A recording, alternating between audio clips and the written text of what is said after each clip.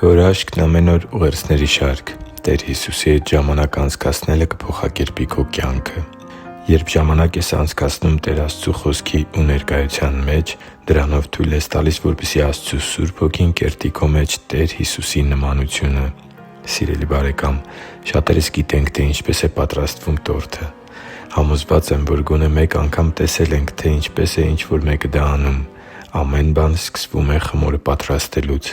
Հետո այն դրվում է ջեռոցի կամ վառարանի մեջ։ Բայց մինչ այդ դու պետք է խմորը տեղավորես համապատասխան տարայի կամ կաղապարի մեջ։ Խմորը չունի իր հատուկ ձևը։ Այն չունի տորթի չափերը, ծորացող է և չենթարկվող։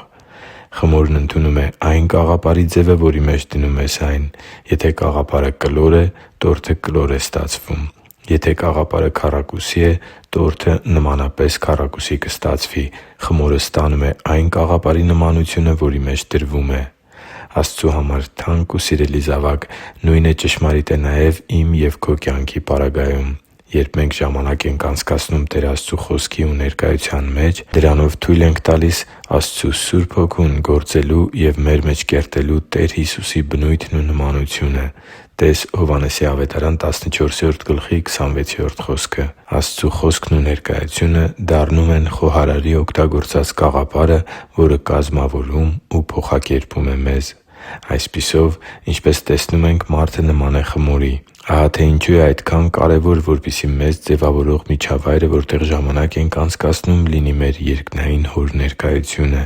Աստված չի պատրաստվում քանդել մեր մեջ այն ամենը, ինչը մեր էության մասն է կազմում։ Աստված մեզ կազմավորում է՝ հարգելով մեր յուրահատուկ առանձնահատկությունը։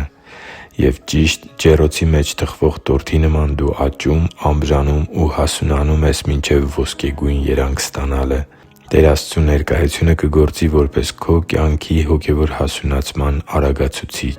Դու կընթանաս հաղթանակից հաղթանակ և փառքից փառքի մեջ, ինչպես գրված է Բ Կորնթացիս 3.18 խոսքում։ Եղի՛ր օրհնված, փնտրի՛ր Աստծու ներկայությունը և քաջալերվի՛ր քո այսօրվա ընթացքի մեջ։ Հիշի՛ր, որ դու Աստծո հրաշքն ես, և Աստված սիրում է քեզ։ Շնորհակալ եմ, որ դու կա՛ս։ Սիրով և աղոթքով, Արման Մանուկյան։